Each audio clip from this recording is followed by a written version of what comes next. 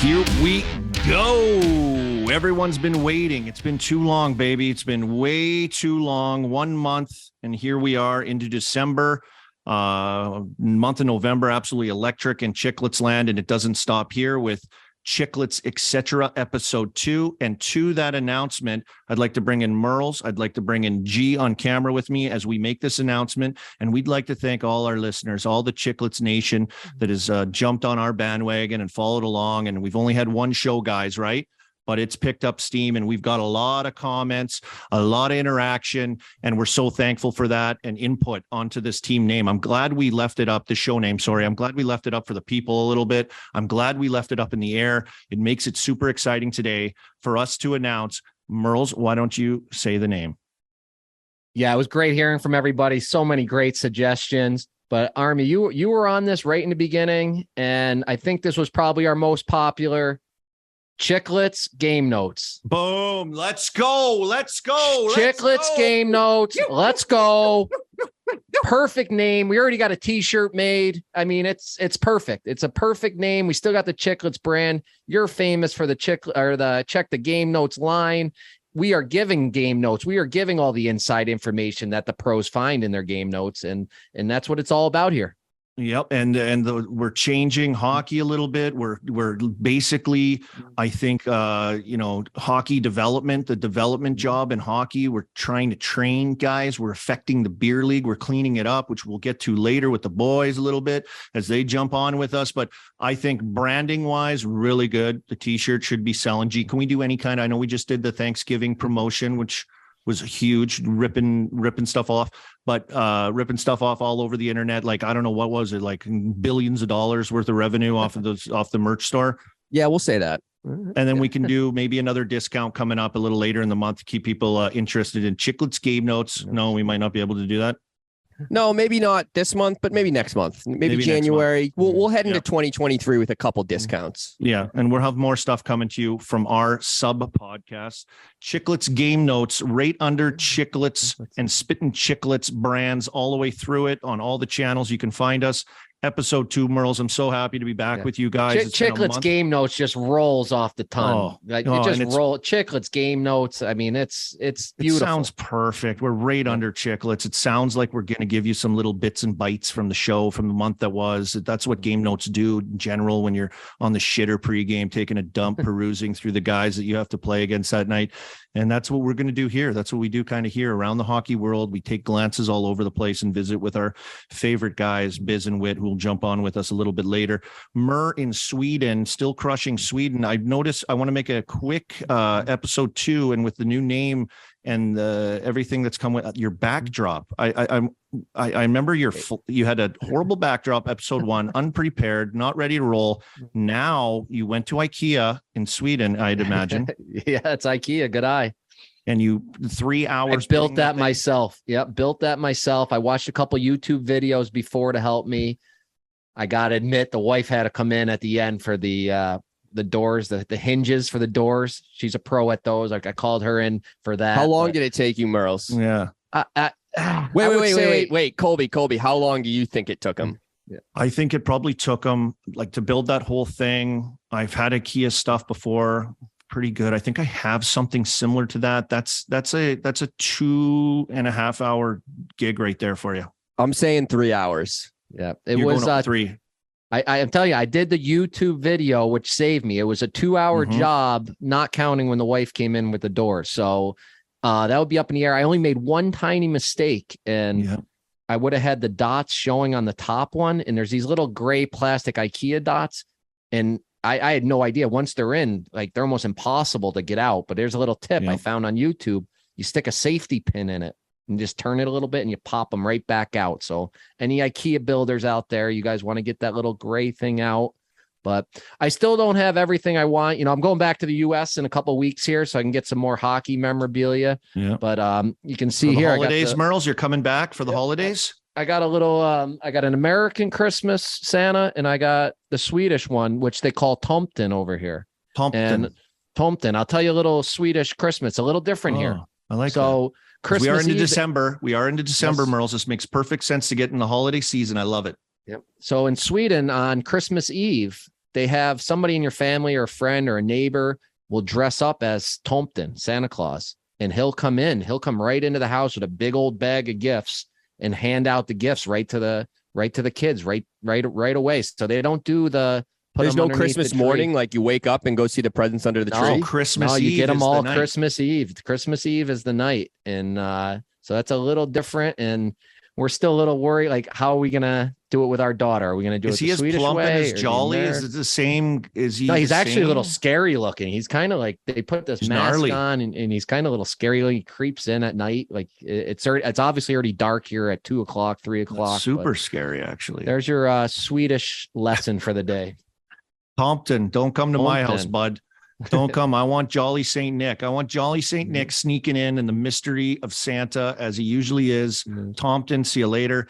I got to ask you about Christmas markets. Now, when I played in Sweden, that was my favorite thing at Christmas markets. Actually, I'm wearing Swedish slippers I bought from a Christmas market. I'll just show you quick.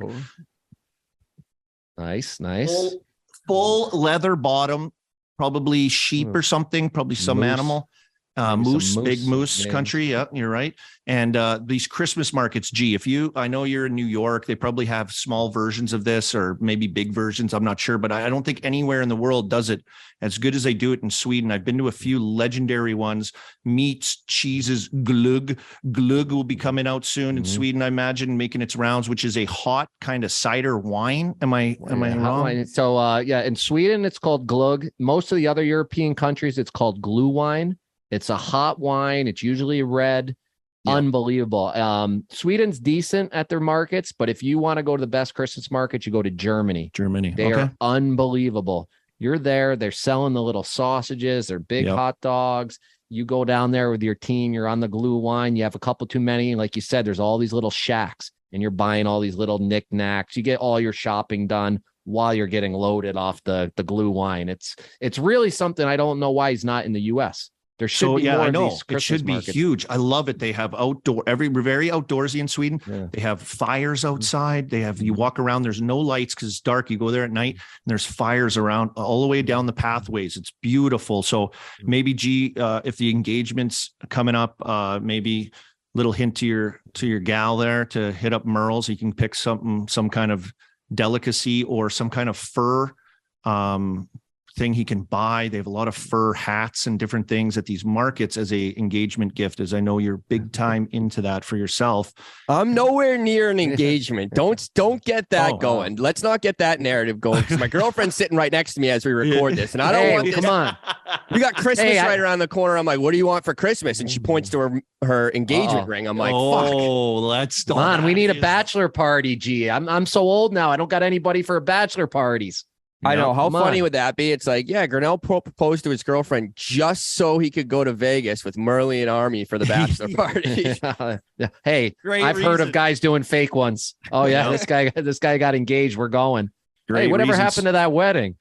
Speaking of being old, I turned 40. Murls, I know you're into the 40s. Yes. I turned 40 on November 23rd. Kind of snuck up on me. I'm not going to lie.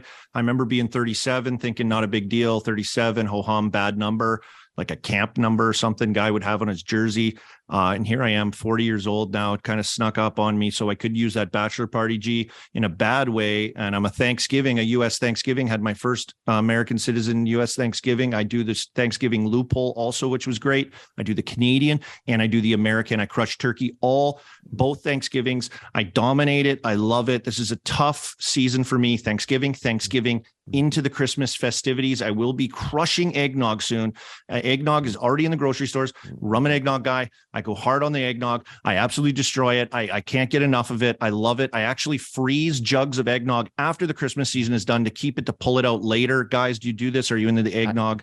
I love the Christmas season as it's upon us now. I have never had eggnog. Is that the craziest thing ever? I've just never had it. And I actually feel like I would love it. I love a nice glass of milk. So like I'm into the dairy. Better. Yeah. So I don't know. Like I guess I'll wait till I'm with you guys to try it next. Yeah. So they don't have eggnog over here, obviously. So I found a store on that mailed it in. They mailed me in 2 quarts of it, but I also have a bag of powder that I brought over last Christmas that you just add to milk. So you just scoop the powder in there, you mix it up. That's how much. Close? It's close enough. It's not obviously as good as like my eggnog. My Stewart's. What does back eggnog in New even York. taste like? It's like really thick and creamy. It's not good for the for my boiler and the bod I got going right now. It's like going to get worse during the holidays. And does it come with booze in it, or do you have to put booze in it? It comes either plain or spiced. Usually it has spices in there already. The stuff I get, I love it. And then you can put some nutmeg as the recipe. Usually put a little, I believe it's nutmeg on the top. You sprinkle nutmeg, some cinnamon, get the rum in there, stir it up. Yeah, spiced rum in there. Oh my God, G. There's one company that has like a liquor infused already, like in the eggnog that you'll see in the liquor stores nowadays. I'm not down with that. We only go in there for the pink Whitney, but if you look, there is one that already has it in there. But you got to have eggnog. My wife thinks I'm insane. I found one in South Korea one time, and I bought 4 gallons of it. And it was obviously I couldn't drink 4 gallons of eggnog in a season. I ended up throwing away 2 of them. But she's like, "What is wrong with you?" I'm like, "You don't get it. Eggnog is the best." You don't get it. You do not get it. You just don't get it. This time of the year, this is when it's on. It is on. And the eggnog, those cows better be ready. Those eggnog cows, because they're going to get drained. We're taking it all. Once we get G on the eggnog train, see you later. See you later, boys. He's going to get a podcast body pretty quick. Let me tell you. So we got the new name of the show. I love it. We got Christmas upon us here as we enter December. A great month of Chiclets, Thanksgiving promotions, everything's selling off the shelves. Thank you to the people again. Great feedback. I love the interaction. We're going to get into some more beer league stuff. Shower Sheriff, really popular. Some confused people. I don't get it. Some other people like, that's great. Everyone's loving it. I'm getting text calls and my mentions are blowing up, as I'm sure your guys's were after our first episode, which was really good. And live show as well, G, was announced the other day, which was huge. It was just, when was it? Yesterday.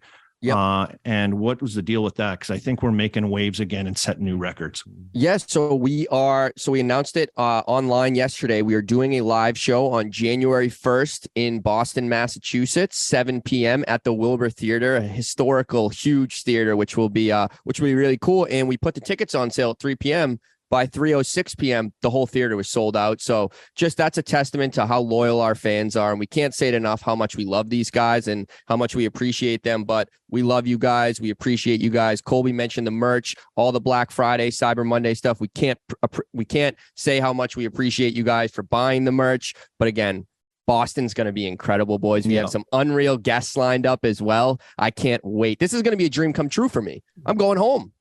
Unbelievable event, I think. For you, RA and Whit, especially being hometown guys in the Boston area with the Penguins rolling into town for that outdoor game that will be the next day on the 2nd. So the festivities continue in Christmas, month of October. Like I said, I turned 40. Thanksgiving. Actually, I had Sid over. Sid came over for my. Whoa. Yeah. Whoa. You got to dive into this. How are we just hearing about this? Wow. I know. I just threw this out there. I'm a very private person. Okay. I don't like to talk. Does he want me to move back there? Does he want me to come back after? This is the thing. And then even my dad. Man, my dad texted me because Sid came over for dinner. We did Thanksgiving on Tuesday, which my next day was the birthday. Then the next day was Thanksgiving, the Thursday, but I had to fly to Tampa Bay to do Blues Tampa on TNT between the benches. Absolutely crushed it, ripped it up. Dave Randorf and Jody Shelley, great game, really fun. But Sid came over and he didn't stay for long. He had a game the next day. He came in, he saw my shrine to him in my basement that I have. I know I have like an old autographed Sherwood stick that he used to use. And I have like a couple pictures down by the bar, showed him that, bragged about it. And then I was concerned the next day because you know how he is, right? A little bit like superstitious. He had a game the next day and I was concerned. And my dad texted me. He's like, "Oh, hope Sid plays good today or you might never talk to him again. He might not talk to you." It's my dad's imitation voice. And I think he was happy with his game. I don't know. I'm unsure if I'll see him again, if he was satisfied with that ritual or routine. He seemed to have a good time. I have 4 kids. I had another buddy over that has 4 kids and his wife, and another buddy and his wife that have 4 kids that only brought 2 or 3 of them. So it was a gong show craziness. Sid and his girl were like, "What's going on here?" We were just crazy. And after he left, I ripped it up. I ended up, I was dancing in the kitchen with my wife, turned 40. She's so lucky. She's so happy to be with this, beautiful, eye candy husband, trophy husband of hers. And we just danced the night away in the kitchen to old 2000s 90 tunes. You guys ever do that with your girls? You guys ever just couple? And I was crushing Big Deal Brews too. Big Deal Brews got me going. I had sick dance moves. She's loving it. You guys ever dance with your gals in the kitchen? That's a great move, G, just to let you know. The last time I danced in the kitchen was at my parents' 50th anniversary this summer. And I'm not a big dance guy, but I owed it to my mom for everything she does to do that. We ripped it up. We had my daughter dancing, and it was we did my wife had it figured out whatever year they were married in, 50s or 60s. I don't know. I'm an idiot. It was all those kind of songs that we danced. I'm a huge dance guy. I love to dance. I'll dance anytime, any place, especially this time of year with Christmas music. I'm a huge Christmas music guy. The day after Halloween, I start playing it, and I'll dance to Christmas music anytime, especially with my beautiful girlfriend. I'd be happy to dance with her. Buddy, as soon as it's Halloween's done, Christmas tree's up. Boom. If you don't have your Christmas tree up yet, everyone's like, wait till after Thanksgiving. Is that a real rule, G? No, I put it up the day after Halloween. It goes up. Get in the mood, get the Christmas going, get the tunes on immediately, decorations up, garlands, everything, Christmas trees everywhere. Get the energy up, get everything going, get the vibes going. The holiday season is upon us. Christmas is my favorite. Friends, family, drinking, eating, just feeling good, warmth, fireplaces, all that stuff, Murls. That's how I do it. And I know with kids now, you probably try to push it a little harder, don't you? Yeah, we're getting ready. We're going to be back for in New York for that. So we're kind of doing a little bit over here, and then we'll be back in New York ripping it up. But I'm going to be resting up because of that live show and that Winter Classic trip. When does the Christmas shopping start for you guys? Oh, I'm usually a last minute guy, and I'm really brutal. My wife kind of does it all. I'm a horrible last minute guy, and I've been like that since a kid. Like, oh shit, I have a project due tomorrow in school. Oh shit, if I can cram this thing in, and I get like a C, and I'm like, that's not bad. Thank you. Yep. Thank you for that hard work and C, just getting by C. That's what I was like. So I'm a big time procrastinator. My wife is a little better planned, but she's still kind of a procrastinator. But I would say we're on it this year, boys. We're freaking on it. We used to always do Christmas Eve shopping with the boys, just as an excuse to get out and, for a couple hours before all the family stuff starts. Go boozed up on eggnog at the mall. We're boozing. We're basically just boozing. We had most of the stuff picked out, but that's a fun little tradition whenever I was home at Christmas, and I'm home this year. So we'll be getting that going again. I pictured Clark Griswold at the counter, at the lingerie counter at the mall shopping. It's a little nipply out. Remember that little scene? Which reminds me, that's my favorite Christmas movie. Also, without a doubt, the best one. I try to get my kids to watch it every year. It's so great. The music, the whole scene, Griswold's, everything. I one day want to do my house with lights like that. Honestly, I'm not even joking. I would love my house to be completely barfed on with Christmas lights. I think that like Clark Griswold did it right. Greatest dad. Awesome Christmas guy. So Christmas is upon us, guys. Holiday season's upon us. All right, boys, I just got to butt in before we go any further. I've got to let you know about our presenting sponsor, Chevrolet. From Bolt to Blazer, Equinox to Silverado, Chevy EVs are for everyone. And guess what? Everywhere. They're affordable. You don't have to be rich to have an EV, not even close, bud. You can just get one. Who cares? All-star capabilities on a rookie budget with enough space for the whole team. I got 4 kids. It's comfortable. The Chevy EVs are affordable, fun, and go the distance. Over 2,000 certified EV dealerships, along with a growing network of public charging stations to help you live electric. Finally, charging won't put you in the penalty box. EVs for everyone, everywhere. The Sandbagger dropped now also this month, which was, I think you tweeted, G, and it might be wildly talked about in the same thing in circles around the world, that this may have been the best Sandbagger ever. I don't know if that was a fake pump up promotion, or if it was the 14th Sandbagger. That is correct. 14th Sandbagger. where Ryan Malone, myself, Murls, you were there as kind of reinforcements, also drink sampling all over the place. Hey, somebody's got to do it, Army. It's a tough job. Somebody's got to rip the promos with the Big Deal Brew and the Pink Whitney shots. Hey, you were our full swing simulator guy too, reading the stats to everyone. Whit did get pissed at you on one hole, but other than that, we were good. Yep. And shout out to all those sponsors too. G4. It was G4. They provided the shoes for everyone, the Sandbagger, as well as full swing simulators. Incredible stuff. They give you all your swing speed, where the ball landed. It's incredible. It's incredible. Is the coolest thing. Technology. It's the coolest thing when they put it together. And Murls, that was my first Sandbagger. Obviously, I don't know the production on this thing. Every guy had their own camera guy. I'm telling you, when the first one I think we talked about it, like the first one I thought it was just G on his iPhone, just picking these guys up.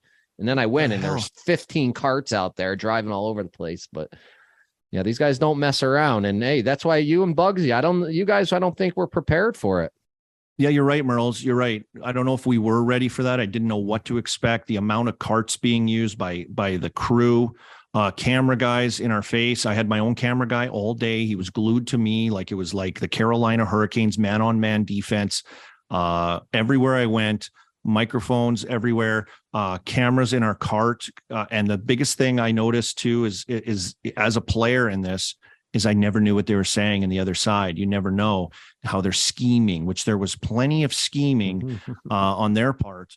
And, watching it back later, we get to see what they're saying over there. And Pasha and his crew did an unbelievable job. Amazing. Pasha crashed his golf cart. If you haven't seen it, please go check it out. It was electric. There was a tilt on one of the tee boxes at beautiful Swickley Heights Golf Course. Thank you to them for allowing us to go there as well. But something came out of this, boys.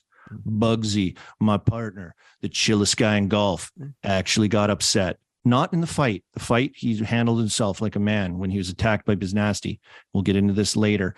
A brew came about, and there was a Kangaroo Court that had to be done, and we're doing it today when we get the boys on. The boys will be joining us shortly, Whit and Biz. I am without Bugsy today. Murls, you will be the judge, Your Honor, right? Yes, I have a little experience in these Sandbaggers, as you said, and I'm just going to referee it. I'm going to let both of you guys give your remarks, and I'll come down with the verdict, and you guys are both going to have to live with the verdict. And explain the Kangaroo Court, really, because it's been a hockey thing in history in dressing rooms all over. Say I show up late or 1 minute late or 30 seconds late, someone go, Army, that's a fine. I would say, what do you mean? I'm right on time. They'd say, no, you're 30 minutes late. That's $100. And I would say, I'm not paying the team fine. I'll go to Kangaroo Court to fight my thing. And it's been a thing forever, right, Murls? In locker rooms, it's always been a thing. And like you said, it's about the fine system. And somebody might say, well, on this paper, they might have evidence that on this itinerary, it was 10:30 in the locker room, and they might have the team rules from the start of the year that said 10:15 in the room. So you can bring that kind of stuff. Yep. One thing a Kangaroo Court is, you usually don't win because the team wants to find money for the end of the season party. So if you're fighting the court, it's an uphill battle. I'll just let you know that before we get going. Well, I think me and Bugsy in this case would like a rematch. I think we'll get into it with the boys. There was dispute over the ethics of these crazy hooligans in the Sandbagger who were on a heater. They beat us. They've won 5 in a row now. And then some rules came into account where, guys, I like this. And G, you're more tapped in. You get all the messages, you get all the at mentions, you get all the mentions on social media from your fans, your followers, our fans, our followers, a lot of electricity around all the stuff you guys do. There seemed to be a lot of dispute about the redo rule. Was it done properly? Did everyone know? And that's our complaint about this loss, is that there was a lot of fucking give and take with what happened and no one really knew. And I said this on get those messages. I said this on Spittin' Chiclets. I kind of take fault for this. I should have stepped up and said on camera, Biz and Whit both need to distinctly say what the rules are directly into the camera, because all the listeners that were watching and commenting didn't know about the Cheesecake Factory lunches and dinners and who talked and who spoke to who on the range beforehand. So we'll get into all that with the Kangaroo Court, but there was a lot of stuff going on that people didn't see. I'll say that. Yeah, guys, I like you guys to save this. I don't want any of the evidence tainted before court. So I don't know if these guys are ready. Do we go right over to them or? Yeah, let's go. G's ready to go. Let's throw it to the boys. They're coming on right now. We'll introduce them and we'll get everything going. Kangaroo Court, baby. Come on in, boys. All right, before we throw it over to the boys, we get them on, we get a little Kangaroo Court action for you. I got to talk to you about Game Time. Game Time's a ticketing app that makes it easier than ever to score the best deals on tickets to sports, concerts, and shows.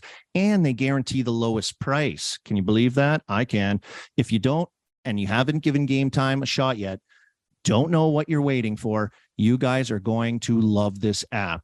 We've had tons of Barstool fans using it, hitting us up on social about great deals they're getting. We have even used it to go to a Game Time, to go to a Steelers game, and the boys are going to be using it to go to games in Philly and in Columbus. It's going to be unbelievable. Download the Game Time app, go to the account tab to create a login, and redeem code Chiclets for $20 off your first purchase item.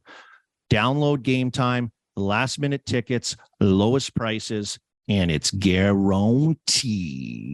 All right, guys, one more time. Download the Game Time app. It's easy. Go to the account tab, create a login, easy, and redeem code Chiclets for $20 off your first purchase. Super easy. Let's go. All right, we bring in the two gentlemen, the legends themselves, Spittin' Chiclets, mainstays and hockey stars on and off the ice now, taking over the hockey world, totally dominating, fucking absolute beauty legends. One with a mustache, one completely has gone international. And we are here now, Murls, and I'm glad you are completely done. Actually, look at this. He's got a gavel and a hammer because we want to get down to this Kangaroo Court, boys, and get it going. It's sparked up online. Biz fired back. Bugsy went crazy. I chimed in, and we get to do this Kangaroo Court, which is a great idea brought up by Biz. I think totally fair. I think everybody's in on it. So Murls, how's this going to go, and what are we arguing here, and how's this going to run? Well, we got to talk about Kangaroo Court and exactly what it is, and the question of it and how guys have been involved. I've only done probably 2 Kangaroo Courts, guys, in my career. I think I've only been a part of one. It was a guy making out with a girl like in the bar. Like it was just back. Weren't you guys in Wilkes-Barre when we took Scroisey to Kangaroo Court? Yes. I'm sorry. So I've been there twice. So he came in the suit and the briefcase and the whole thing. And I think it was about playing poker or something. I forget what it was about. That's the only one I had ever been involved with. What do you mean you forget what it was about? How can you not remember? These are like such memorable cases. I mean, because he's a drinker. Oh yeah, that's right. He's probably bottled. Now, when you say a guy was making out with a girl, was he making out with just some random or like one of the guy's girlfriends? Like that's no, it's just like I think we had like a no in bar makeout rule at one point, something like that. But in the end, looking back, that's pretty foolish. Like that's pretty sick if you can get a girl to make out with you. Yeah, I think I had a so Kangaroo Court. I mean, just the brief description I would give, if some people are still confused, is when there's an issue within a team or a group, like it could be anything. It's people who work together, live together. If there's an issue, they take it amongst themselves, and somebody gets named the judge. Somebody's the defendant. Also, always he can have a lawyer, a representative, and then there's the plaintiff, and then there's all these different things that could go in. But in the end, it's the team helping and arguing and fighting, and then one guy deciding. So with us all being kind of part of the squad, including Bugsy. Now the problem is Bugsy's not here, guys, and that's a fucking indictment of itself. Because if you look at what people do, they plead guilty, and then the court case takes 2 minutes, and they basically don't even show up. That's what him not showing up does. It proves to me he knows he's guilty and he knows he lost. But I'll stop talking. It's not my podcast. I know. I'll agree. I agree. Yeah, Murls, hit the gavel. Jesus, order. Let's sleep it on the gavel. Let's get to today's proceedings here. All right, let's go. Good afternoon. I'm Justice Murls. This is the first ever Spittin' Chiclets Kangaroo Court, docket 001. We have the plaintiffs, Ryan Bugsy Malone and Colby Army Armstrong, versus the co-defendants, Paul Biz Nasty Bissonnette, and Ryan Whitney. Now, the plaintiffs are accusing the defendants of illegal rule procedures during the last Sandbagger. Objection. Can I object? No, this can't is not object your turn to the opening object. remarks. This is not your turn to object. Okay. I just want to make sure that it's called the Scambagger, not the Sandbagger from now on. Hey, order. Okay. Bailiff. Okay. All right. So at this time, plaintiffs will open this up for your opening statements. You have 1 minute. That's us. That's me. My partner isn't here. Hello, Your Honor. Thank you for holding this proceedings. I'm the arm dog. I'll be representing myself and my team today in this matter. Arm dog and Bugsy versus Biz and Whit and Sandbagger Inc. Okay. Or as myself and Bugsy like to call it, the Scambagger. Mm-hmm.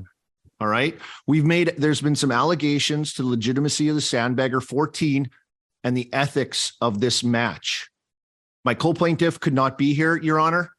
Bugsy Malone could not make it, but I have a doctor's note. Okay. I have a doctor's note. You can see there. RX. Please submit this to evidence. Yep. This is Exhibit A. I will submit it to you now. It's a doctor's note that he is in pain and suffering, okay, over this public humiliation and disaster of a Sandbagger. And also at the bottom, it says that he has a concussion, okay? But he's got a hot nurse. Bugsy's got a concussion, boys. And I think we all know why. I'll get to that a little bit later. Obviously, I want to get hashtag pray for Bugsy going. I want that to start trending. People, hashtag pray for Bugsy. You could make it here today with me to represent this case in regards to the Sandbagger 14 and the rules and the redo rule and a few other things I'd like to submit as we get going, Your Honor. Thank you. Thank you. You may be seated. Defendants, you have 1 minute for your opening statement.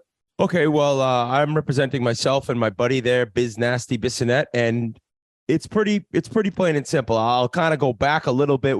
I think had done about 13 of these things, and Biz said, "Hey, Whit, I want to add something. I want to switch something up. I want to do a redo where you can make each guy one time redo a shot." He said, "I want to add a one club." I said, "Okay, Biz, he comes up with all these ideas. 100% Biz, I'm in." Well, the first Sandbagger we were going to do it against was Army and Malone.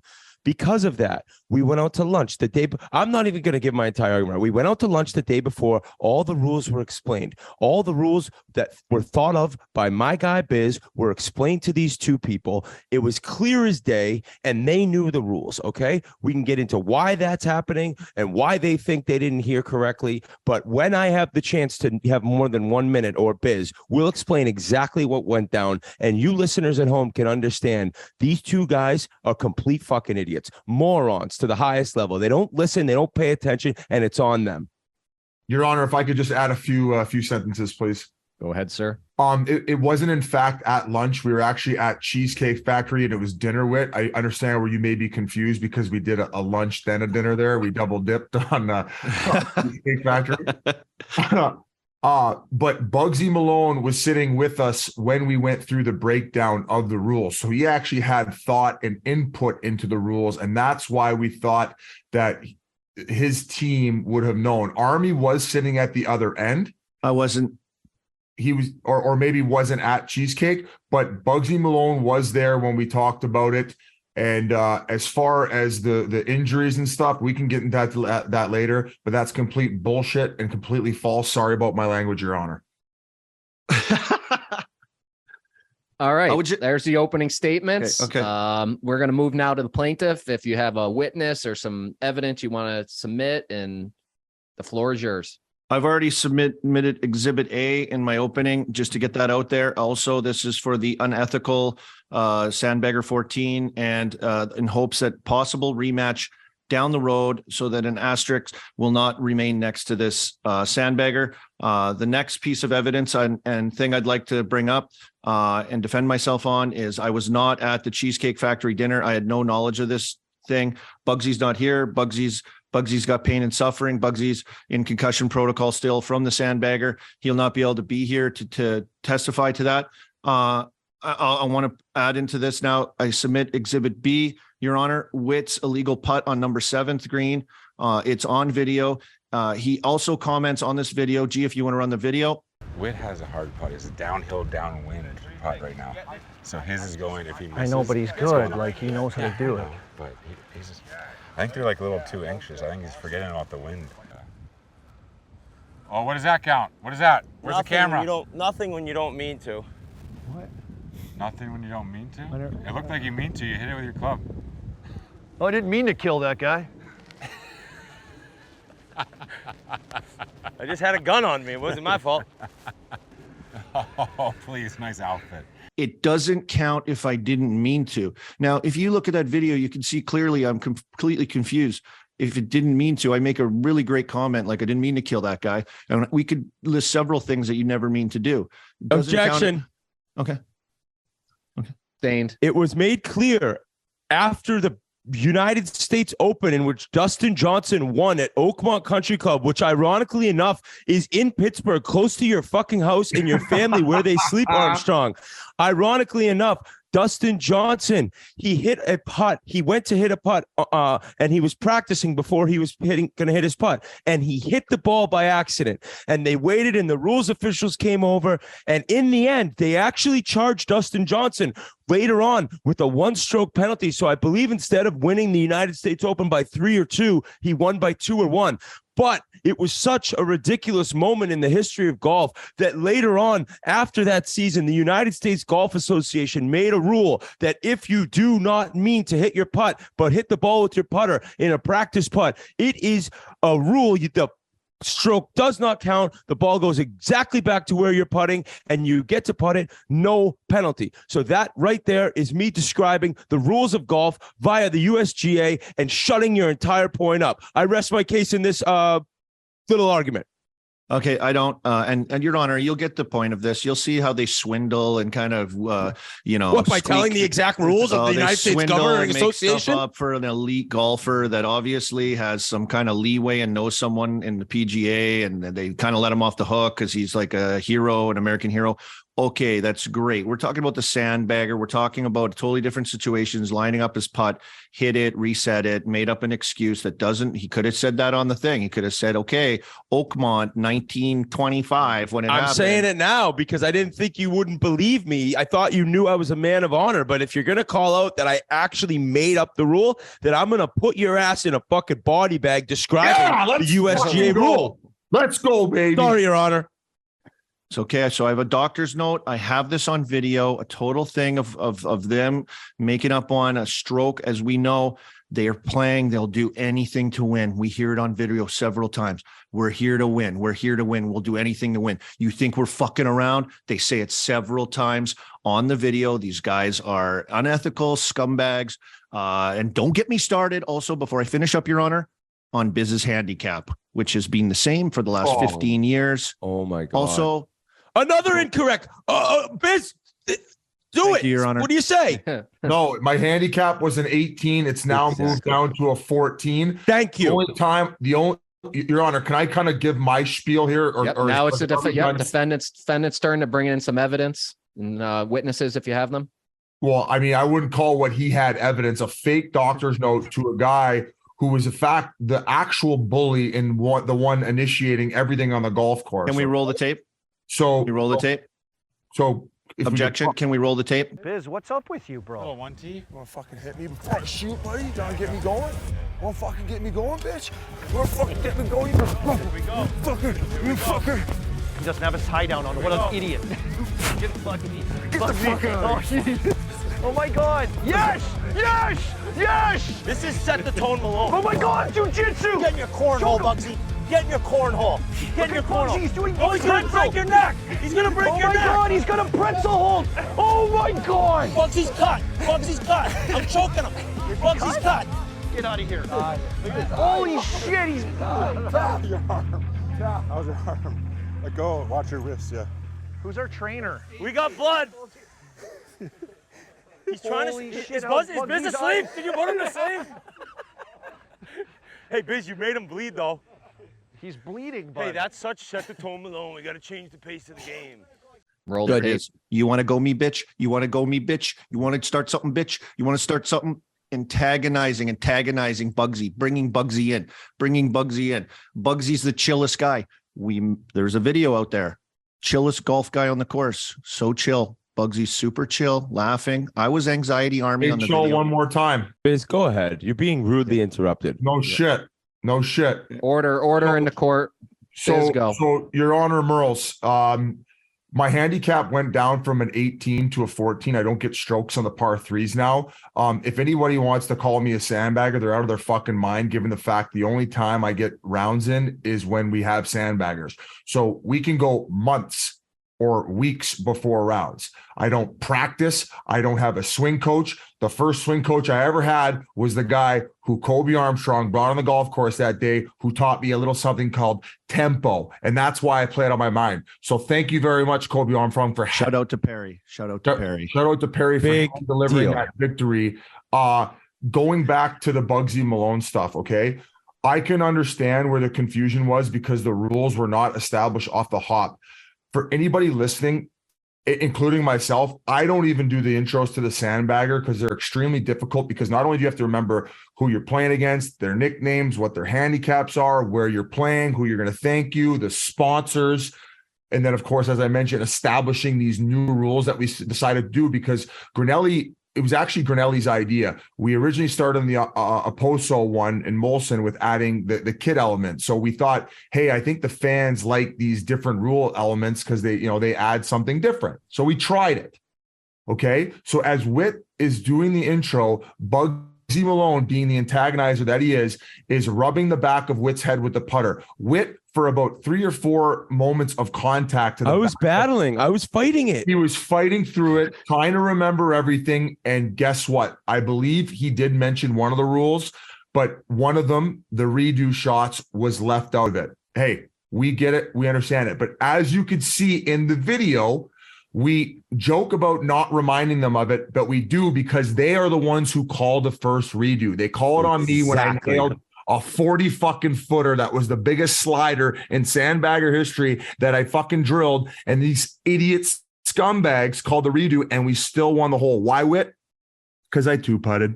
And because all he had to do was two-putt. And like, there's just, for Bugsy and you, Army, to call it the Scambagger, to say you didn't know the rules, and then on video, show the clip. This is so good. That is so fucking good. 3-2? 3-2, sit, 3-2. That's what I'm fucking talking about. Go. Are you fucking kidding me? Suck it. Suck on that, bitch. Suck on that, Your baby. new fucking rule. They're calling the redo. Bugsy, great call. Called the redo. You guys get a redo. You don't think I could fucking do it again? Biz, we just need to two-putt. Biz, You we don't just think need I to could do it two-putt. again? What a fucking Where am dog. I at? Hey, Where am I at? right here. How they forget about their own rule. You knew they're automatically going to do it on the first one. They're going to do it to any of us, too. To make it on. Hey, shut the fuck up. Shut the fuck up, Murls. He's going to regret making you redo this, Biz. Fucking literally, Bugsy yells, redo. Redo. You knew the rules. The rules, because I didn't get the chance to say it in the intro because he was flicking my ear and sticking his club head up my cornhole, I forgot to do that. But when you're at lunch with somebody and then you go to the same goddamn restaurant for dinner and you talk about the rules over and over and over and over and then forget, for the viewers at home, I understand the viewers being upset. Armstrong and Malone knew the rules. They started the original redo. They then got bit in the ass by the redo because Bugsy's an absolute loser. And I'll say this. Biz's fucking handicap is as legit as it gets. We have 15, I think maybe 15 or 16 Sandbaggers filmed now in 3 years. He's played 15 rounds of golf in 3 years. He does not touch a club when he does not play a Sandbagger. And he still is playing 4 shots less. And also, with handicaps, I'm a very, very savvy handicap person because of all the golf I play. People don't understand your handicap is basically average of your best scores, okay? So Biz really should still be an 18. He had one really good round, and it happened to be in Pittsburgh against Armstrong and Malone, and the whole world's up in arms about it. The next one comes out, you won't be bitching about a 14 handicap being Biz's handicap. He is the most legit 14 handicap in golf history, maybe. So this is. Thank you for adding that. And I just want to touch on the Bugsy Malone injury report. Okay. Not only was he antagonizing Whit off the top, so it added a little bit of fire early on because it upset us because we had to redo the intro and take focus off of our round. Okay. He initiated.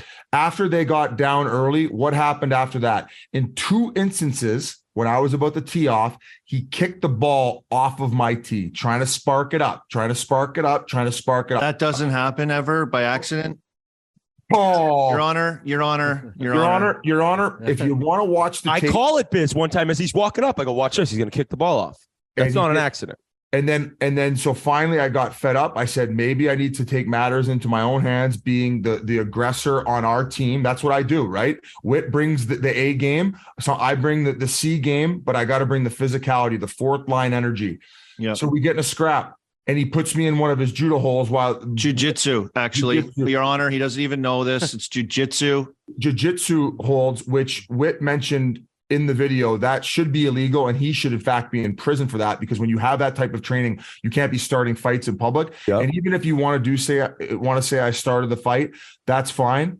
But to call me the antagonizer and all this is absolute bullshit. I will down the road have a rematch if they want, potentially, and it's up to my partner here. But to put an asterisk on this victory is absolute bullshit. I won't even do another Sandbagger if I have to put my foot down in order to fight for our right. Well, Your Honor. Hey, can I speak, Your Honor? How much time are they going to speak? Holy God, this is what they do. The plaintiff. No. We had order. We had to debunk all your bullshit. Okay. We're going to put the defendants in contempt. It's the plaintiff's turn. Well, first of all, I'd like to say that Bugsy is not in prison. Thankfully, he's in concussion protocol, and he's having major anguish and suffering from the public. Your fans are just coming after him, and he stood up and he was brave, and Bugsy's braveness, he comes forward and challenges the weight of the Sandbagger and all that you guys provide with your great fans and your Big Deal Brew and the Pink Whitney drinking fans that just support you guys and come out in droves. And Bugsy has to deal with the scrutiny of all of this on his shoulders. Obviously, he's taking it extremely hard. And I just want to put what you guys said as Exhibit C. I'd like to submit it, Your Honor. The opening at beautiful Swickley Heights Golf Club. The opening that they tried to, scam their way through again. And Amber Heard had a better defense. You could let him add that in. I mean, he's from the peanut gallery with that one. I would like to say that the opening, this was their 14th Sandbagger. This is like nothing for them. This is a cakewalk. And here they want to act like buddies of theirs over years and years and years of being friends would distract and mess up their sponsorship ad reads to a golf course with a couple numbers for handicap. I would like to submit the opening. Our fans are confused. Your fans are confused. The viewers don't lie. I wasn't at the fake Cheesecake Factory meeting where the rule was made up, apparently, and they use that to destroy the integrity of this titanic matchup that the fans wanted to see. The comments are real. They didn't like the redo rule. It wasn't read at the start of the match very well in the opening, and this is where we're standing. All right. Can I speak? That sounded like the plaintiff's closing remarks. So I'll go to Mr. Whitney for the defendant's closing remarks. Hey, Whit, they sounded very contradictory in the fact that they were the victims based on the comments in the chat, and now all of a sudden, you're the victims. You're actually the victims in the chat. So all right. I'd like to ask the plaintiff something. Army, what did you guys think the redo rule was? Considering you started and you used it first, I don't understand. What did you guys think it was? You called it out first. Bugsy did. Bugsy made the call out 100%. Brilliant. And where is he to argue his point? The rules. We didn't know after when you chipped in on 7 after the Bugsy suffered a concussion. Oh, weird. You chipped in and we didn't challenge because we didn't know all the double challenge things per whatever the thing is. I still don't know what the rule is. That's my answer, Whit. Thank you. Okay. I'd like to call a witness as in my final remarks. Sure. Okay. I'd like to call Mike Grinnell to the stand. Oh, Mike Grinnell. Gentlemen, Can you put your hand? Hi, Mr. Grinnell. Put your hand on the Bible. You swear to tell the whole truth, the whole truth, and nothing but the truth. So help you God. I do. Okay. I have 2 questions, sir. First, is it true you have very, very skinny, undersized wrists? That is true. Okay, I just wanted to get that out of the way. Grinnell, my other question is, do you remember when the rules were read to both of these two, 1 take back per each person? Do you remember that, sir? Ryan, I actually remember it being done multiple times. Once on the driving range, and then once again. I was also at the cheesecake dinner, and I did hear the rules being said to Bugsy's face. I did hear that. Wow. But most important, that hasn't been mentioned. The rules were explained on the driving range. I heard it. Thank you so much, times. Mike Grinnell. Thank you very much, Mike Grinnell. Can I cross-examine? I will. Nope. I will finish. This is my closing remarks, witness. You don't get to talk to him. I will finish off by saying this. Viewers at home, I'd like to say I apologize for having a TaylorMade golf club sticking up my asshole from Ryan Malone, and I forgot to mention the take back redo rules to you correctly. I apologize for viewers, but these 2 men, these 2 scumbags, these 2 idiots who played against us and lost to us fair and square, they knew the rules. Rest my case, Your Honor. Plaintiff, I'll give you one more chance since your partner didn't show up. What the hell's this? Yeah, this is actually this is actually called fairness. You guys ever heard of that? Fairness. Okay, I don't get to cross-examine a guy that is there on your behalf, absolutely twisted on Pink Whitney nips the entire time with a camera. He's under oath. Yeah, and he's under pressure from you goons that lean on him and overwork him and destroy his confidence and shatter his wrist size and demasculate this guy. Gotten more residual pussy because of this podcast than anybody on the planet. So fuck off with us bullying. We are dominating this Kangaroo Court base. The USGA ruling just crushed him off the hop. They make him live in a rat-infested apartment in New York City to run. Oh, he's fucking living in a penthouse now, baby. Order to the court, plaintiff, cross-examine, keep it on the rails here. No, please. cross-examinate. Your Honor, I ask that you see the unethical, do anything to win antics of this sandbagger and award myself and Bugsy Malone a rematch. Hashtag pray for Bugsy. Arrest my case. Your Honor, I'd rather be locked in prison than have to go through this 25-minute conversation of this fucking nonsense from this Birdman goon over here. So if you got to throw me away and never do another sandbagger, do it. As long as I don't have to. Objection, Your Honor. Name calling. Okay, gentlemen. I'm going to retire to my chambers. I'm going to soak up all this evidence, and I will be back shortly with a verdict. Don't get too drunk in your chambers. Oh, yeah. Pink Whitney nips all over the place, just getting absolutely crippled. They're like, Your Honor. Here he comes. Okay. This one didn't take long. I rewatched the Sandbagger this morning before the proceedings. The rules were talked about throughout the match. There was plenty of time for the plaintiffs to understand that.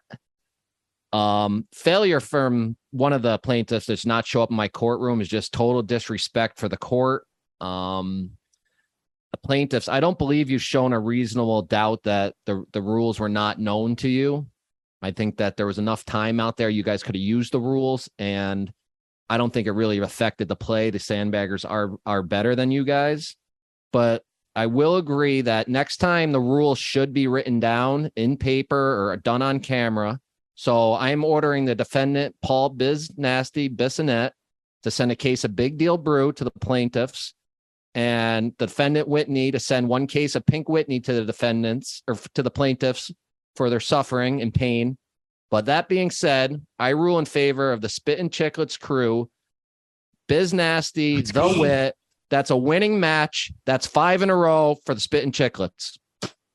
We beat him on the course, and we beat him in the courtroom. We got brains, we got brawn, we got absolutely everything, Biz Nasty. Yeah, we got case of Big Deal Brew and some Pink Whitney coming our way. Thank you, Your Honor.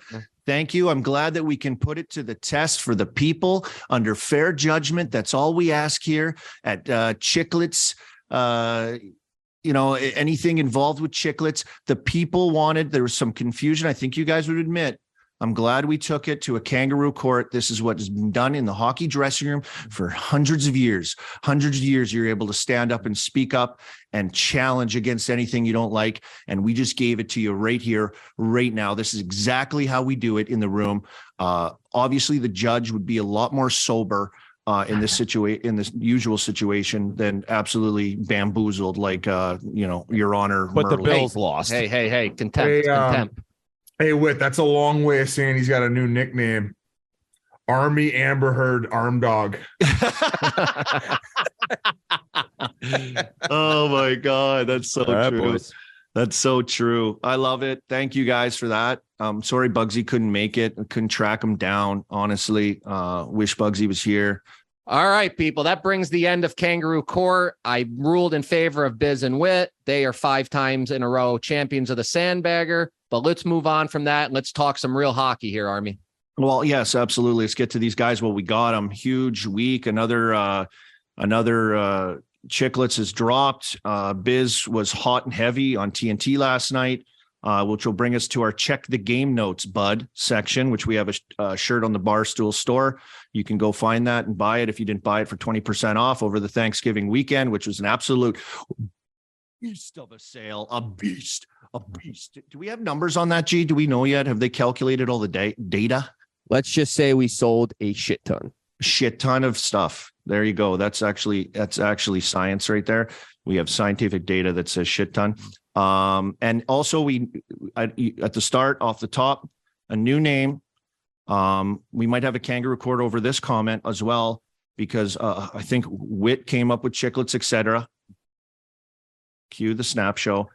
And anyway, he's got There is absolutely zero chance. 1, I would ever be involved with naming the show, and 2, if I was, pick Chiclets, etc. I knew it was going to bug you. That's why I said it. It worked perfectly good. And so we've come up with the new name, which you've seen in the comments. I know Biz pushed for Mindsies, Chiclets Mindsies, but it will be Chiclets Game Notes, boys. Congratulations. This is episode 1 of Chiclets Game Notes, episode 2 of, I don't know what you call it, Murls. What do you call it? The Army and Murls Gong Show. I don't know. So it's kind of weird. So it's it's kind of a weird 1-2 thing that we did. 1 2 2 1 1 2 1 2 2 1. But here we go. Check the game notes. Great guest this month, boys. Unbelievable energy stories we got.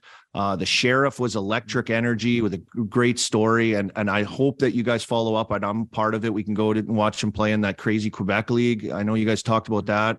Go up there. I'm going up to the Quebec Pee Wee tournament with Murls. You guys very familiar with that tournament? Yeah, I won it. My son's going to be there. Murls lost in the final. Yeah, lost in the Murl? finals. Yep, lost. I'll give you some shout out for that. Thank you. But we just want to look through some of the stuff. And you posted a video the other day, which I thought was absolutely amazing, of you on the Dolphin ride. I got to ride a Dolphin. I don't think I had a double taxi squad pushing me.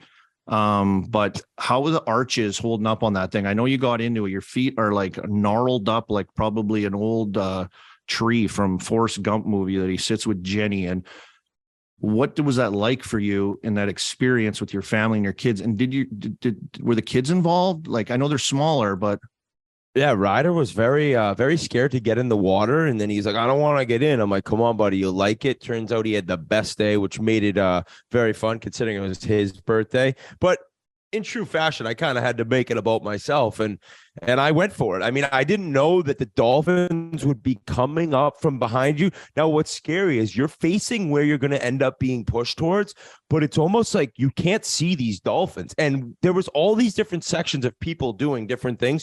So there was probably 16 Dolphins in this giant cove we were in, Dolphin Cove. And so when I'm looking towards my wife and my son, who I'm going to be like riding this Dolphin, like, you know, I can't even really describe who I'd look like because I thought it was so original how tall I was. But I'm looking, and you can't see them coming, so you don't know when they're going to hit your feet. They swarm behind you, right? Yes, they swam underneath me and then turned around, and then boom, and somehow they time it exactly the same. Because I was worried about my right knee getting it first, and then like my knee possibly hitting me in the face.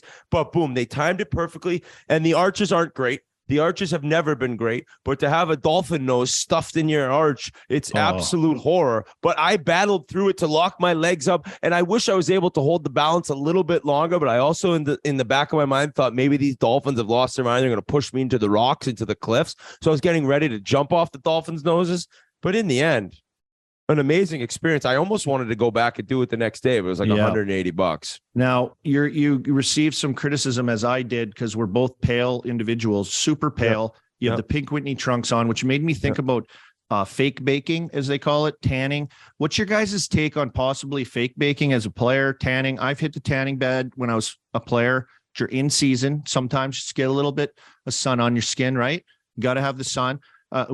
Whit, I don't see you as a fake bake guy with the little goggles wheeling in there. I tried doing it prior times in my life. I remember I was in college. It was always never mid-season, though. It was about maybe like going out or going on a trip. But I go from red to white. I get burnt to a crisp. I look like a complete idiot, like a fire hydrant, like a strawberry, like a pink Whitney bottle. And then it doesn't even turn tan for one goddamn day. I go right back to being pale and ugly. So I'm not with tanning. Tanning's horrific for your skin and horrific for your body. If anything, spray tan, but that didn't work too well for me either. I think most Chiclets listeners know that story.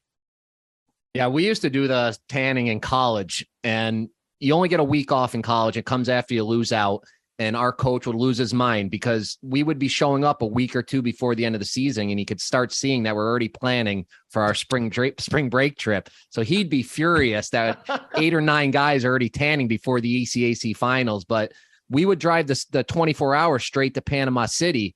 And you do not want to waste any time worried about tanning or getting too much sun. So we always prepared before those spring break trips, and the coach wasn't happy, but what are you going to do? That's where you first met RA, right? Panama City.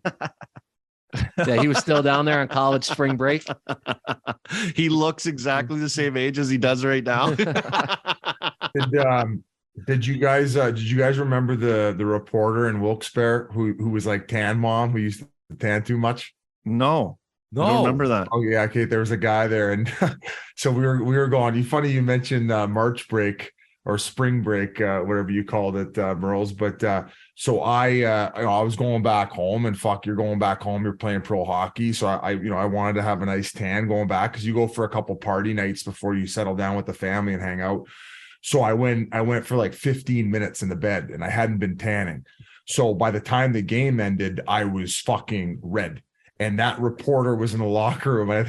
I remember Jeff Tafe was on the team, and he was just laying into me post game, calling me the reporter's name. And the reporter was in the room asking questions after the win, and the fucking boys were just absolutely howling. So that's the one thing that I thought of when you mentioned the tan situation. But yeah, it's so bad for you to have the lines on your back. So I've never done spray tan, but have you done the lotion? Have you done the lotion, Biz? Put the lotion in the basket. No, but I would on the skin. But I would definitely hop in the bed from time to time, and also it would help me clear up my acne a little bit too. Yeah, that's the thing, right? That's the big one. I would get the worst back knee. I'd get fucking zappers the size of a quarter. Hey, I got a funny. Zappers are the worst on the back. Luckily, I've pretty been lucky. I've kind of been lucky for that, but Ned Havern and Brian Yandel, they finished college the same year. Or I don't know how it worked out, but Ned Havern and Brian Yandel hadn't seen each other in a long time. And Chiclets listeners know both those guys. And they ended up being together at the end of the AHL season with Lowell, the Lowell Loch Ness Monsters, whatever their names are. Monsters. I don't even know if do they still have a team? Does Lowell still have an AHL team? I don't even think they do not. No, they do not. So they haven't seen each other in a while. And Ned's in the shower, and Yandel walks in. He's like, Bri, what's going on? And Bri's just like, what up, dude? Gives him a whack on the back, and then just goes, oh, Jesus Christ, Ned, what's going on with your back? He had bombs everywhere. It's like your buddy right in front of everyone else just shrivels you. Oh. So I always get a kick out of, like, if I see somebody with back knee, I'm not going to give it to him the way Yandel just tore down Ned quickly after seeing him. Just a couple goiters. Oh, yeah, just a blood pool. Just a pocket on the back, just a massive blood pool, zoider. Whit, I got to ask you, I've been in Jamaica before. Did you get the classic line like, hey, do you like Bob Marley? And then you're like, yeah, obviously, right? Because Bob Marley's probably playing nonstop down there, I guess, right? I assume. We've been controlling the aux cord in the house we have. Last night I actually had Bob Marley on. I have been putting on all different type of music though. Now let me the way ask of you. life here is unbelievable. It's so crazy. Everyone is so relaxed. I mean, granted, they could be super high, all of them, just uber relaxed. And just to think, like, the fastest men and women in the world for years and years are from this like chill island. It's a great place though. I'm really happy. I leave in 2 days. I'm starting to get sad. Do you like to party like Bob Marley? But wait, to allude to that point about the sprinters, there was like a piece that just came out, and actually the most effective, fastest ones on the planet would run at it's called the 85% rule, because you're more relaxed at that state. So they actually train.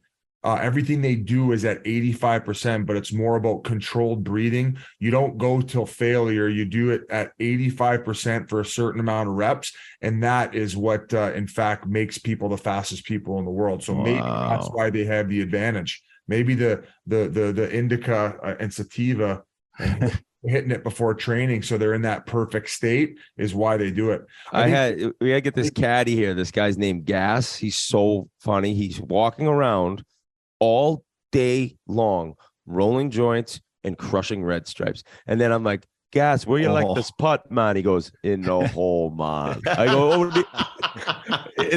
Gas, how far is it? It's a 150 shot, man. Come on, you put it in the hole, we put it in, we go to the next. Everything's hole, 150. Everything's 150. I'm like, it looks 240. It's like 150, man.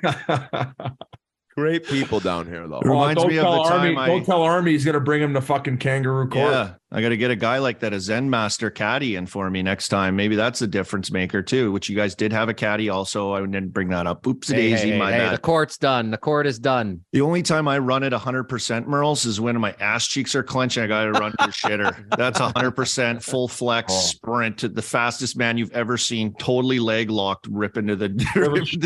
And somehow your body knows the closer you get to the toilet. It's like, how does the body know I'm almost there? But you're hanging on for dear life with that clenched ass, straight legged run. Where you just a turtle head ripping on him. You ever shit your pants? You ever shit your pants, Army?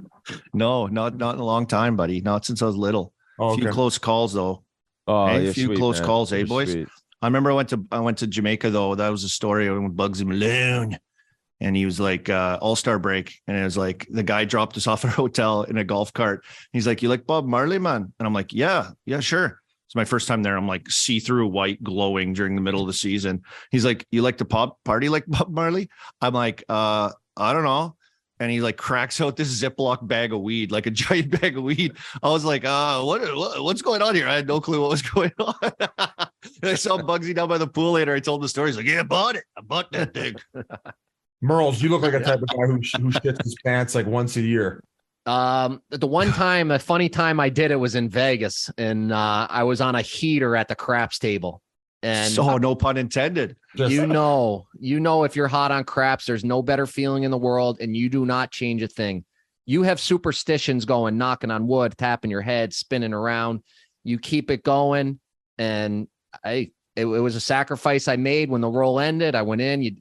You do the drop off, just clean up, drop the pants off, and go on your way. How many people do you think at a casino, Murls, to your story as a hardcore, got the routines down, run the heater, you never leave when you're on a heater? Well, that's what people wear diapers? Don't they? Yeah, remember diapers? Last year during the live stream we were talking about RA, the slot machines wearing a diaper. Yandel came on and said something like that. But I wanted to bring up RA because he's my guy, but it's my favorite part of this segment when we can make fun of some of his takes. And I know it's been a while, but the Elon Musk that he can beat him in Jeopardy, or that he's smarter than him, just outrageous.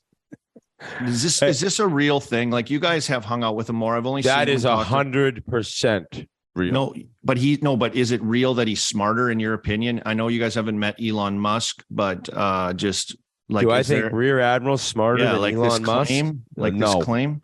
I know he does have a fancy way of tricking people. I think that he's like really like. But he's one good thing at I'll trivia. say is he says he's really good at trivia, and he does say about the Jeopardy thing.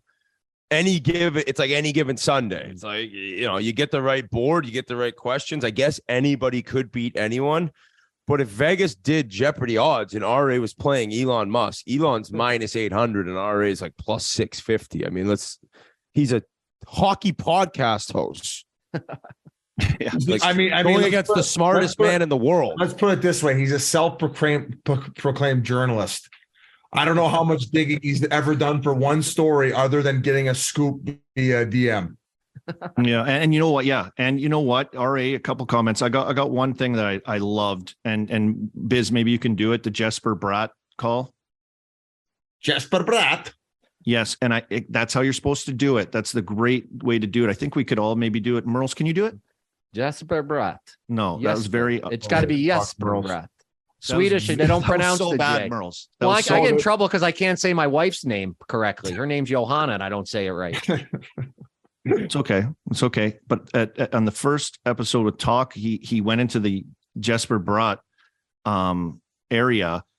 And if you want to play it for us, G. Jesper Bratt. And that was it. And you know how he does like the throat thing and he can't quite get there and he's just working the throat and it's like, he tried to do it. And I, for whatever reason, it caught my ear as like an RA, trying to fit in, do the thing. And it just like, I was just like, oh my God, we got to clip that off. Cause we could boom, just keep hammering. He could even do it close, Biz. And I picked that out right away. I love that. That was a moment for me for RA. And another one with RA too, that when he went, you mentioned about journalism, right? Full journalism, RA. He comes in with a question on Kyle Connor, which I saw he tweeted like huge Chiclets bump coming for Kyle Connors. And he had an assist the game after that interview. He roasted him on his goal scoring ability, that he's a playmaker now. And I almost sent out a post. Kyle Connor retires after this interview because you guys are just no. So what happened? What happened, Army, is sometimes we store the interviews, and I think that we interviewed him, and the next game he had a hat trick. Oh, is that when it really happened? Yeah, and I knew you guys were interviewing him, so I did a score bet prop: Connor to score, Winnipeg to win, because I knew that there was a backdoor Chiclets bump. And boom, he had the hat trick. They won going away. Oh my God. Everybody in Ontario cashed in. So nicely. The joke's on me then. The joke's on me. Yeah, you're just like that court case we did. Yeah. Stay hot, Army. Stay cash hot. 3. You're fucking having a wit night in Russia right now. Stay Sweden. Vladimir's gonna put 2 bullets in the back of his head. Sweden. I couldn't keep the fuck out of my neck. Any beauty takeaways from this month, boys, though? Since we only get up once a month, this month on your shows, but I love the reaction of your guys. I got to say, Andre Waugh, awesome. I can't believe it's the first time you guys had him on as well. And I know playing with him, and he's got stories for days. He could go on and on. One of the funniest guys I ever played with. And I thought he really, really brought it. And that San Jose story, Whit, was electric. Because I can picture it so clearly going on the ice. And I remember like the step was this big during that story when he was like, we're sending the Penguins. You know, the big step as you step down in San Jose. Yeah. It's not like the normal boards. It's like 2.5 bigger. And guys were like coming out laughing and falling down. Needless to say, we did lose the game and it wasn't great, but Wazzy kept it loose every day. He was unbelievable on there. He was great. And I've said before, sometimes guys personally and how funny they are, but it just doesn't always translate. Like podcasts start and guys are different in terms of storytelling and like maybe they feel a little pressure being on a pod. So I didn't know if he'd still be like as funny as he always was to me. And it was even better. I mean, he did not stop. It was put a quarter in him. I love the story about fighting the goalie after he chirped him during the shootout. And then that turning into a bench clearing brawl in one of the minor leagues he was in. That was great. And yeah, he was funny. I had a lot of people comment that was just a great listen. And now because he was that funny, it's like, all right, we got to do more with him. So we're going to try to do something on camera with him, get a little more content with the big guy. All right. And then I won game 7 because Cookie in my ass. Yeah, that's right. I always remember Wazzy always wanted to be on the power play. Army, I don't know why they don't see it. I got the best Every shot. fighter wants to be on the power play. He had a great shot. I can score goals, Matt. I scored 15 goals in junior. I can score. Yeah, he had like a huge slap shot. He's like, I don't get it, Army. Why they don't put me on 5-on-3? Wazzy fucking He used to do the goal and stuff. Okay, moving on now from that. I just wanted to mention, if you asked about the last month, November, second second best November for the Toronto Maple Leafs since the. Here we go. Oh Jesus, Fuck. Leafs talk. No Leafs talk. Jesus. It's guys, come on. It's a quick comment. Second best November since World War II for the Toronto Maple Leafs. The only better one was last season, and since Whit opened up his mouth about Mitch Marner, 18. Yeah, oh my God. 18 game point streak. You're welcome. You're welcome. Tied for the Leafs record with I think Sittler and Eddie Olczyk. That's right. Keep in mind, no overtime back then. I think when Olczyk was mentioning that he was playing, so pretty impressive that he was able to go 18 in a row. But best right winger in the game right now, baby. Tricky Mitchie. I would pay money. He's one of those guys in the league that you would pay money to go watch, right? Like you're not hitting up your like walking in like, hey, I'm Biz Nasty. Hey, have you guys free ticket? when he tied the record, he came to the locker room. Have you guys ever got the water bottle bukkake from the boys? I called it the water bottle bukkake on the air last night. Did you? Still waiting for a phone call. We were TNT, like sometimes the show moves so quickly in the beginning because you have to get in all these sponsor things. Like end of the show, you get to like go off the rails, and that's like in there all night. Oh, the last 30 minutes, I don't give a fuck. I'm like looking to get canceled. This is a pee whack time for you think, Biz? You think you're gonna No, I don't. I think I'm good. I think it flew on.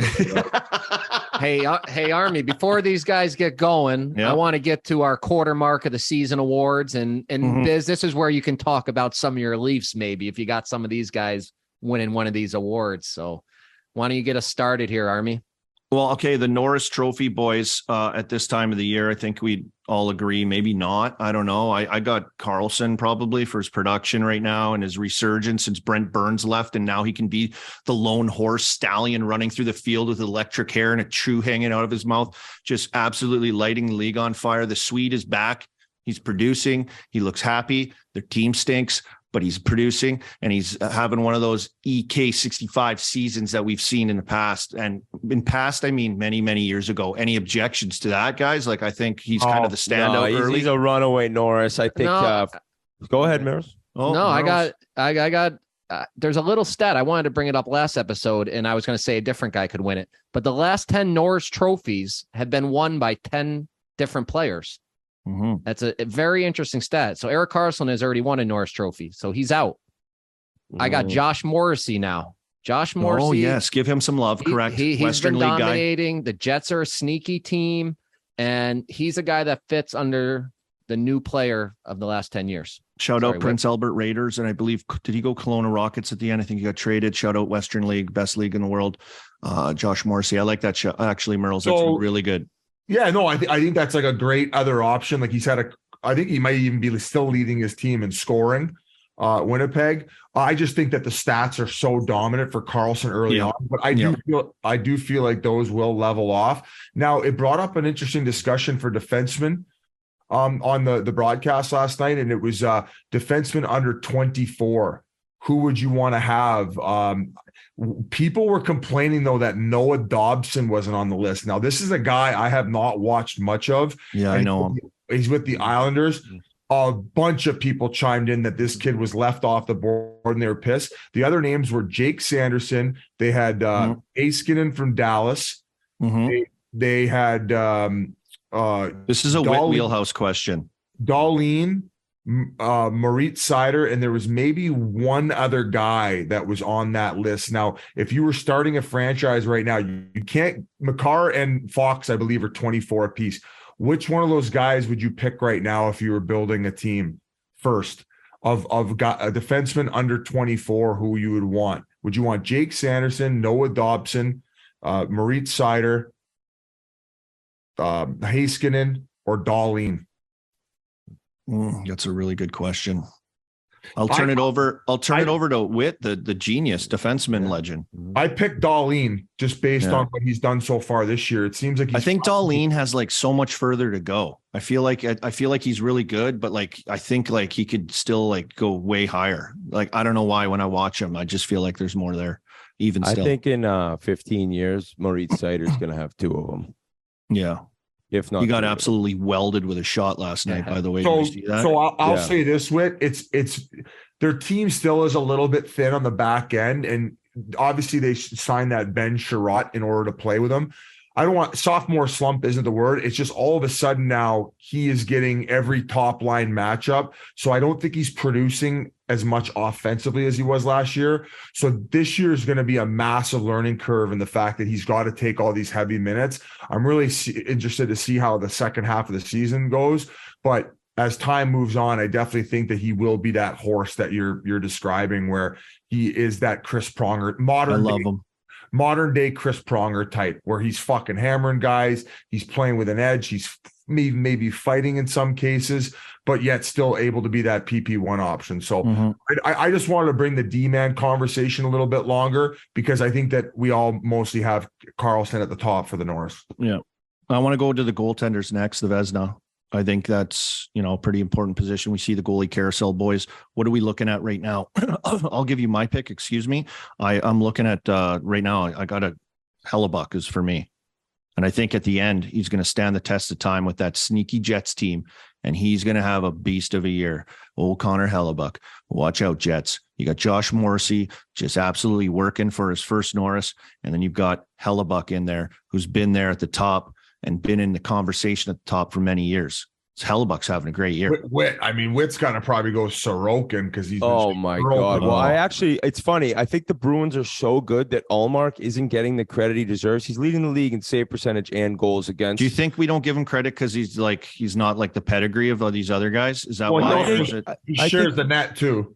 Yeah, but he's been way better than Swayman and whoever else was in there when Swayman was hurt. But Ullmark's been great, but still, to me, you look at the roster and how good Boston is, so people don't give him the credit. Sorokin and Hellebuck are number 1 and 2. You could flip-flop them any way you want to do it.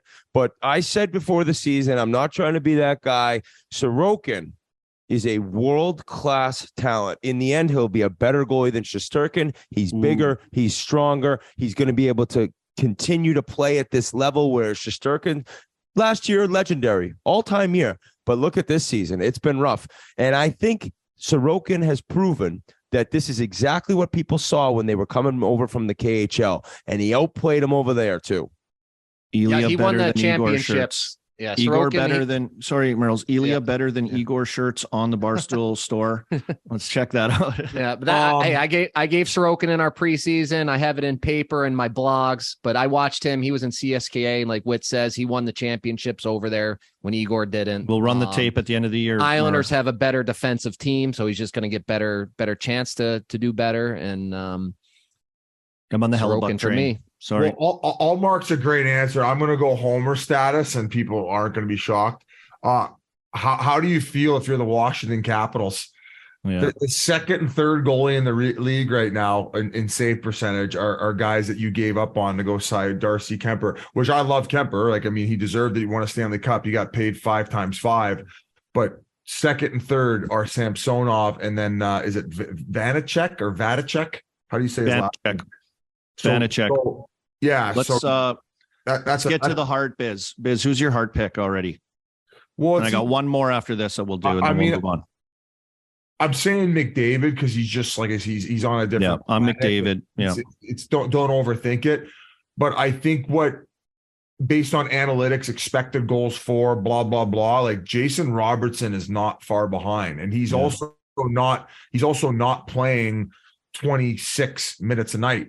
Like I watched McDusty and Draisaitl last night. They're playing 26, 27 every night. Do you think that because they're way better than they need to because their team isn't as good? They were hanging on by a thread with the Chicago Blackhawks. They got the lead 4-1 and then they fucking gave it up. So the coach had to keep throwing them out. That's even more the heart. That's why I'm right with McDavid. Right. But I was just going to say what Jason Robertson is doing right now and where he's brought his game. It's fun to watch.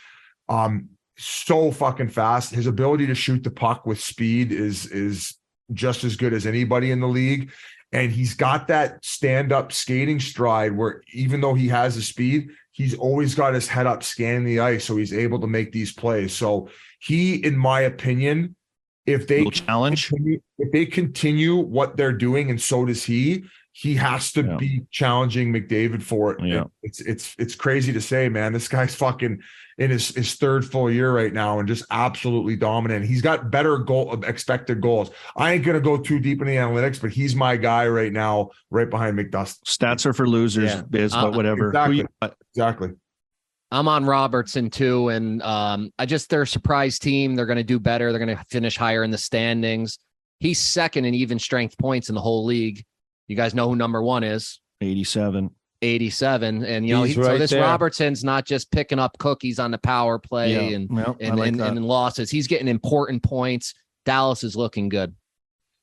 Biz, Whit, you want to get in on that? Just so I can get it on tape? I like Robertson right now just because he doesn't have the right side of the way McDavid does as MVP. But I love mentioning Crosby. I think he'll be right there. And I think you can't sleep on Pastrnak. He's been outstanding. He's been the best Bruin, best he's ever looked for me. And the Bruins are the best team in the league. So keep his eye as the stats continue to pile up towards the end of the season. It's going to be a great race for MVP. Boys, I got to run. You need any more picks from me? Rookie of the year? Quick one. Rookie of the year and coach of the year. Quick. Coach of the year, no brainers, Lindy Ruff. Those moronic Devil fans just looking foolish, booing him, wanting him fired after one game. Rookie of the year, Massachusetts own Seattle's Matty Beniers. He's a game-changing player. He could skate like the wind. Unfortunately, played at Michigan. I'm not a big Michigan fan, but a hell of a season he's having. And as you guys know, you crushing this podcast game. So I love you guys. I'll talk to you later. I love you, buddy. Go hit him good, man. Go hit him good, See you, man. Yeah, man. Great job, Whit. Love you, brother. Boys, I think that the coach of the year is probably the tightest race of them all. I'm not even necessarily ready to hand it over to Lindy Ruff. Like they have my gosh. And you pushed for Lindy Ruff's apology. I know that. Listen. He might be ahead by like a minuscule amount, but this is the tightest race going right now because you have Hackstall and what he's done with the Seattle Kraken. I'll give him that. Yep. Monty. Like they haven't lost at home yet. Yeah. I don't, given the strength of their roster and the superstars they do have, I think that what's his name? Cassidy in Vegas is probably the outside looking in, but going right back to Dallas, like Pete DeBoer, how many times can you go to a different team and sprinkle his magic and all of a sudden they're having more success? So to me right now, I would probably have Sheldon Keefe. Bro, they got an AHL D squad and they're fucking ripping off. I think they're playing better with the AHL. They just had the best November or second best November, and they're playing with an AHL back end. And they didn't have their goalies either in Toronto. So there you go. I think you got to look at didn't make biggest points, jump, which will be New Jersey probably. Vegas didn't make the playoffs last year, so Cassidy's right there. I think Ruff, Cassidy, and Monty.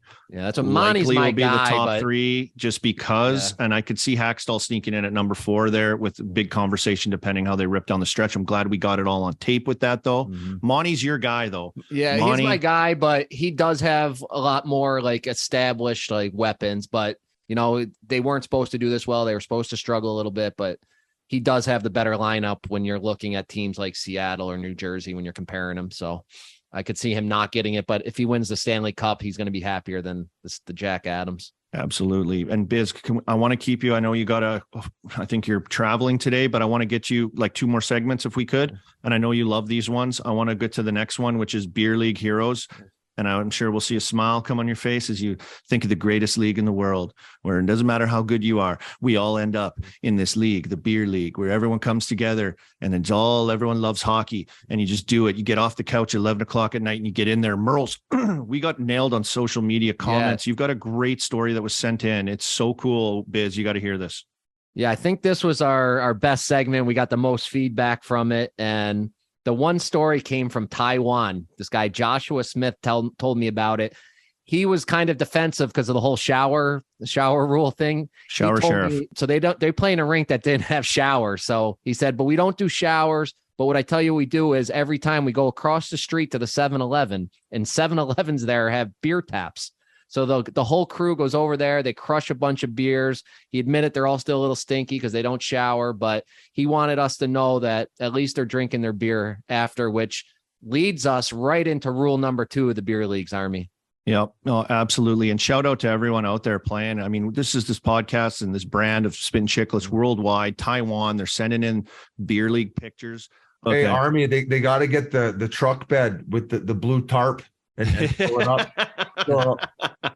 You should see the picture. Hey, the picture is actually really great of these guys at a 7-Eleven all gathered around for a group pic. Like Connor McDavid's hot tub, just the beer league version. The beer league version, the back of a pickup truck with a tarp in the back with beers. Quick soak after the game. Quick soak, loosen up the legs. By the way, I thought that was hilarious on TNT last night. They showed you in the hot tub with McDavid, and who else was in there with you? I forget who else was in there. Forget who it was. They put someone else's head in there. It was actually brilliant and hilarious. But I thought it was, the first thing I thought of was Hot Tub Time Machine. Remember that movie? The Chernobyl, the energy drink that spills on the computer thing. Yes, I got a great story too, which I kind of should have said last episode, but this guy's story rang a bell. So when I played in Japan, there was a team in China. So you would go down to China for a week and you'd get all 3 of your games against them out of the way in 1 week. So the first day we go to this place, it was brutal. So we get in the locker room and, all right, where do you go? Where do you piss? Or, where do you take a shit? Guy's like, in there. So we look, me and the other import, we look in and it's just a shower in this big hole in the middle of the floor. And we're like, no, there's no toilet in there, man. He goes, no, you shit right in the hole and you just piss in the hole. So this shower, it was just one shower head and then a hole in the floor where you shit and piss in the locker room. Fucking brutal. So we go out on the ice, we practice. This rink is disgusting. Like, people are smoking in there. The smoke filled up. We come off the ice. Obviously, we were one of the first ones off the ice. We go in the shower. No hot water, only cold water. So it's just a disgrace. So that's insane. It was nuts. So after this, the coach said, bring everything you need except your equipment back to the hotel, and we're going to just get dressed in your hotel rooms, like the locker room. So we showed up in like our gitch and like taped up your ankles. And then we showed up just in time for the game to put your equipment on. That's at the go out and play and go off. It was hilarious. Is that normal? Is that like a normal shitter? No, this was only in, oh yeah. In China. And they don't you'll see it in like, Russia. Yeah. You'll see it in Russia too. Just a holes in the ground. So Murls, did you not movie play, Goon? Yeah. Did you not play in Japan, or were you in China the whole time? No. So this league was Asian Hockey League. We had 4 teams in Japan, 3 in South Korea, 1 in China, and 1 in Far East of Russia. So you got to see it all. It was so that was your like EIHL experience when I went to Cardiff. So I want to hear more of these crazy stories that you experienced. I would imagine that it was a pretty big culture shock, but we don't need to get into it now. But I'm sorry that you had to endure the poopy hole. Yeah. Oh yeah, that's unbelievable that was at like like the rink you guys played at. Like, is that the best rink they had? That was their team would travel around. What they end up telling us is they would do like 2 months in one city, then 2 months in Beijing, then 2 months in Shanghai. Me being the mush that I am, of course, I ended up in like the crappy city of the 3. You come home with all the knockoff suits from there. Yeah, it was great.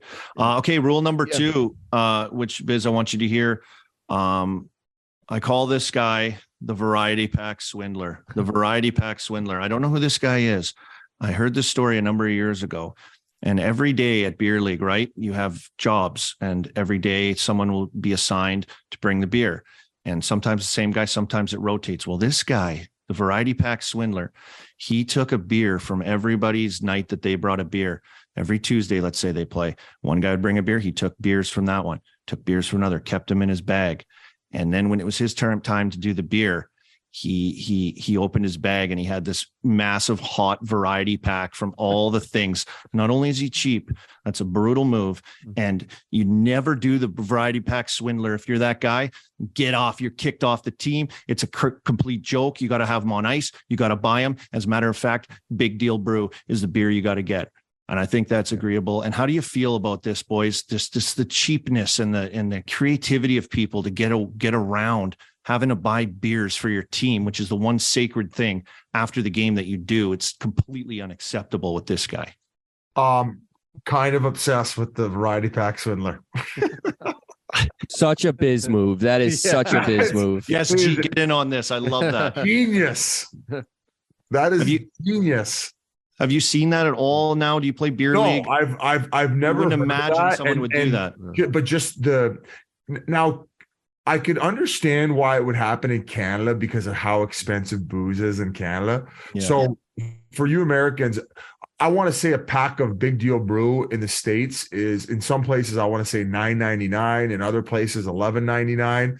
I want to say in Canada, it's at least an extra $4 or $5 for a 12 pack, maybe even a little bit, probably more, maybe 10, 15 bucks more. So it just tends to get a little bit crazy. Same with the Pink Whitney. And unfortunately, we don't control the prices. But the fact that this guy, more than likely in Canada. Yeah, it was Canada. You're collected, right. It's the weight of it. Was he keeping them in his bag the whole time? Apparently, the guy kept them in his bag. So when he cranked them out on his night, he's like, "Here you go, boys." It's all like a shit mix of random variety pack. There's skate marks all over it. Some of them have been cut open because he's not covering up his fucking skate blades. Oh, there's rust on them. Actually, you know what? He might be the guy who puts the sock over his blade to protect the fact that he doesn't cut one of the beer cans. I 1000% am the guy that puts his socks over his skate blades. Oh, that is me. That's fucking G looks like the guy that wears his socks upside down and tapes them like bell bottom over his skates, the tops down. And I use laces as tape during beer league. Oh my God, that's a bad look. This is the Stop Army. We gotta clean these leagues up. We gotta get pictures of this crap. This is our job. No, hey, fuck you. This is what makes these leagues great. Like this is what's driving conversation. Ingenuity. The beer variety pack guy. Send him some Big Deal Brews. He's got a sponsorship. Yeah, let's get I want to find out who this guy is. That's right. The power of Spittin' Chiclets to find out the story of this guy that I got told. I don't know his name, Biz, but you're right. This is unbelievable, Biz. The first signed endorsement by Big Deal Brewing is the beer swindler. I want to see what he looks like. Hey, instead of the Twinder, what is it called? Tinder Swindler. Tinder Swindler. Yeah, Tinder Swindler. The beer league swindler. The variety pack swindler. That's what he is. Netflix documentary about him. Yeah, there is some preposterous shit going down in men's league. We're cleaning it up. Cleaning it up. Murrs cleaning it up. He's dedicated. Yep. I'm dirtying it up. Rule number 2, bring enough beer for everybody. You can always take it home. There's nothing worse than sitting there and you ran out of beer. Bring enough that anybody listening, send me the worst gear wear. Send me the worst fucking stories, and I will send you Big Deal Brewing because I want this theme of people being obnoxious at the beer league skates. Fuck what these guys are saying. We're not cleaning shit up. These are the real entertaining leagues. It's probably more entertaining than the National Hockey League with personnel. Oh yeah. The characters, man. My best thing to see when I play beer league, or if I ever see it, is the dude that's out there. And of course they're not buying new gear. The gear is just like dated. It's ancient. They don't care. It's just, they show up. But the guy that has now packed on a few LBs and those hockey pants don't quite fit like they used to. And they're like literally like Nylander, like Willie Nylander tight pants on them. I love those guys. Those guys are my favorite to the point where they have to breaking inside up. Breaking news. I just got a text. 34 Auston Matthews will be signing an extension with the Toronto Maple Leafs today. Wow. What? You heard it here first, folks. Wow. This is unbelievable breaking news right here. Gee, how fast can we get this thing turned around to get it out there? It's probably already. Is it on? Can I post this? Let me text them and say if it's okay to report. Chiclets game notes first on the scene. Rumor boys strike again. Let's go. Let's go. Wow. Let me ask to see if I can even tweet it out. I should put Auston Matthews. I should get him painted on top of this eagle behind me, flying into the sunset, into that Leafs logo I have right over here. Wow. There you go, Leafs Nation. The 5-year deal was maybe a perfect move. And then they get him on a year where they say he's kind of struggling, right? Like he's not. He's still putting up good numbers. It's not like a goal a game like we're used to seeing. But, I mean, what a signing. The 5-year deal. Yeah. His agent will be happy. You know that. His little agent will be loving I thought he was going. I thought he was going to be going. I was always giving Biz a hard time that he was going to go to L.A. or, but wow. That's big unbelievable. News. Breaking news, Biz. Thank you. Very professional reporting. Rumor boys nailed it, rocked it, That's so good for Chiclets game notes. Thank you, Biz, for that. The insider that we don't deserve. Biz Nasty. I think we should speculate. I haven't been told this. What do you guys think he's going to sign for? What do you think it could be there? Like this is going to be nuts. I would say 13. Another 5 years. 13 and a half. Yeah. 14. I think he's getting at least 14. At least. Wow. So with the cap jumping up, the cap's going up, boys, too. So this contract probably won't kick in until the next one's done. So it's like it will. Hey, false alarm. It goes. It's an endorsement deal, not an extension. Jesus. Rumor boys. Rumor boys. Wow. This is unbelievable for us. Now we got this moment. We got this swindler moment.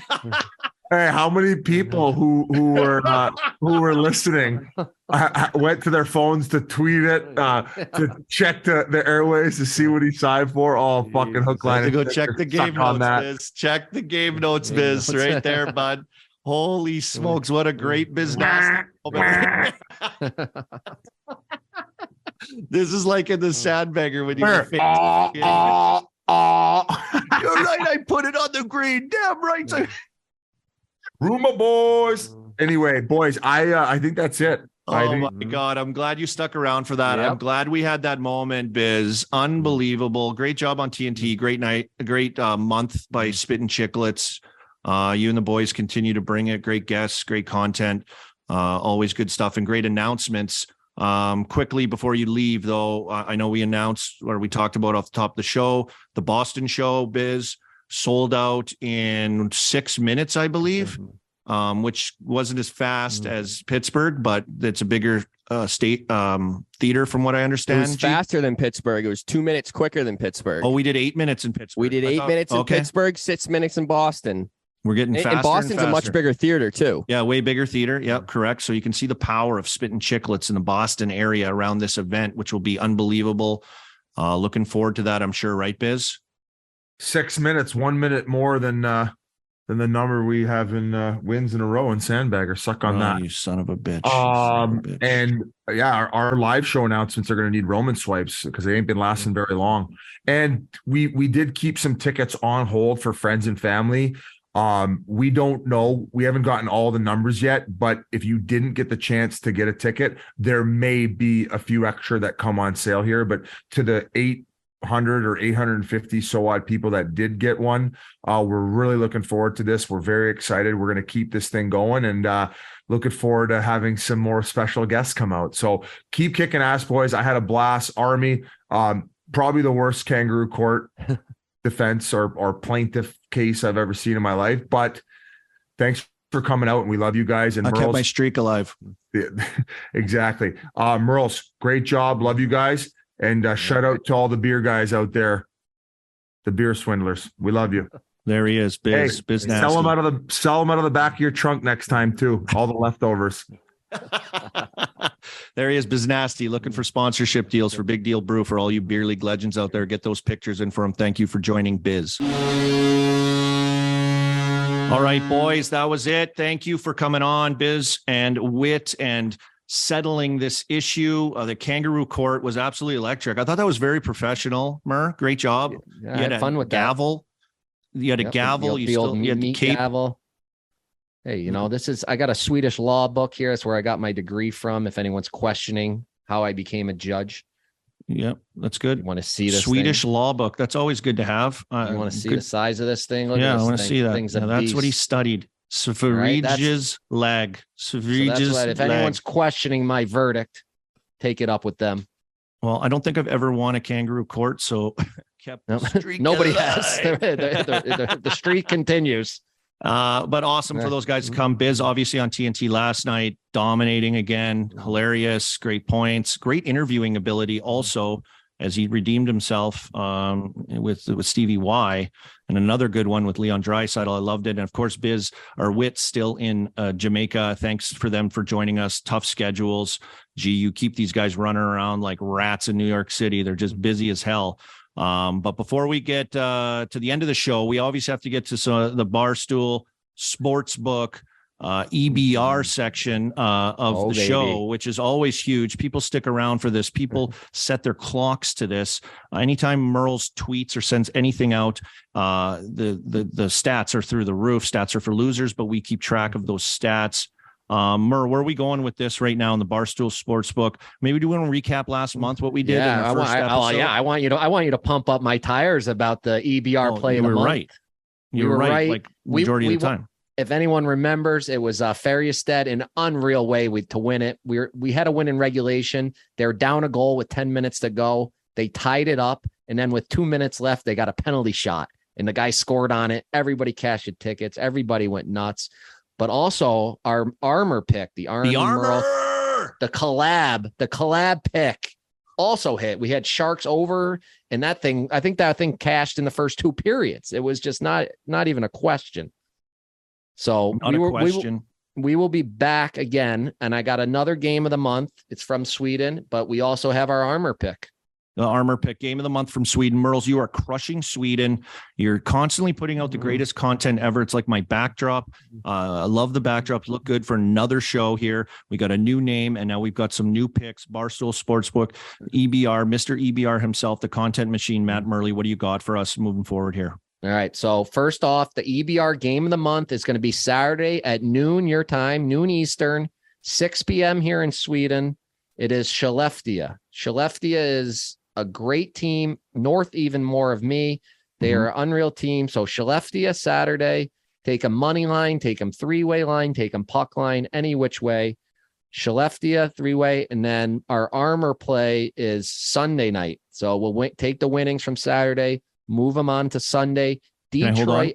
Can I say this, though? We won our last armor, of course. We did the Anaheim San Jose over when they were playing each other. They played each other like a few days before we did the last show, and it was like 10-goal game. It was even more the next night. We crushed it. So we're sticking with that theme, Murls. I love it for the armor pick. Which game are we doing again? And what is it? It's over again. We're doing over. And I mean, this team played a huge over last night. Detroit. It's going to be Detroit at Columbus over 6.5. And one of the main reasons we like this, there will be boots on the ground from the Chiclets crew. G will be there. Biz will be there. There'll be Dummy and Big Deal Brews if we need rally beer. So we're gonna have boots on the ground to help us get there. So Detroit at Columbus Sunday night over 6.5. I love that. I love boots on the ground. Geez, you guys are doing what's going on? We got bottle signings, we got bar star appearances. What's going on with the boys over this? Just before we move on to the big. Is this your play of the month? Sorry, Mur, that we just did with Skellefteå. Skellefteå, yes, that's the one. Okay. All right, so we are going to Philly Thursday and Friday. Thursday night, we're going to be at the Flyers game. We're going to be dishing out some Big Deal Brews throughout the concourse. That'll be a blast. Friday, we're doing a quick meet and greet from 5 to 7 p.m. at Fine Wine and Good Spirits in Philadelphia. That'll be awesome as well. Saturday, we head to Detroit, heading over to Little Caesars Arena, doing a little meet and greet at the Tin Roof beforehand. That'll be amazing. And then Sunday, we're heading to Columbus, our bar, crushing our bar before the game. Gonna pound the Big Deal Brews. And then Tuesday, we're heading to Newark, the Presidential Center, as Biz likes to call it. American whiskey beforehand. The Brat Pack's going to be there. It's going to be a blast. That's going to be electric, actually. You guys are going in there really at the end because there's been a kind of a hornet's nest stirred up with New Jersey and the fans and Biz and Spittin' Chiclets. So I think it's going to be great. And all stay tuned. I'm sure with boots on the ground, Murls will have a play for that game later on in the week when you guys are there, right? Also, Mur, probably EBR is just electric going. I keep an eye on those guys. When those guys are around, good things always happen. We win every bet when we're on these trips together. And I'm it's hurting me not to be on this Detroit one, as I am the Red Wings guy of the podcast. But I think we're going to be able to make a trip there in the playoffs the way they're playing. So I think I will get to Detroit at some point. He was kind of pissed at you the other day. I think he was pissed about some bet with Detroit, and he kind of was going crazy on you, ripping his shirt off and calling you out about your boys, the Detroit Red Wings. So Detroit, obviously, that's your team. Some great picks from EBR. We got the armor play. Stay tuned for that. That's on the Sunday game, the Columbus game. We go the over on that one. And is that it? That's pretty much it. The Skellefteå bet. 12 noon on Saturday. Mr. EBR himself is calling it right now. That's why you come here. That's why you come for this content. That's why you come for the pick. I want to thank G for getting this all together, coordinating it all with everybody, travel schedules, everything that we have. Murls, enjoy Christmas while you got it before you come back stateside. Yeah, I'm going to be stateside in a couple of weeks, which is huge. I don't have to be staying up till 5 a.m. watching these NHL games anymore. I'll be able to really hone in and live bet. And I'm only probably an hour and a half drive from the New Jersey border to sneak down and put in the Barstool Sportsbook bets. So look for me to do that. Maybe get down to New York before to see G or whatever. And but if not, I'll see you guys in Boston. That's for sure. Yep, that's the next time we'll be seeing you. G, busy all month of December, Bar Star appearances, other things. Stay tuned. Watch Spittin' Chiclets for that. We thank you. Episode 2 in the books. What an episode. Kangaroo Court.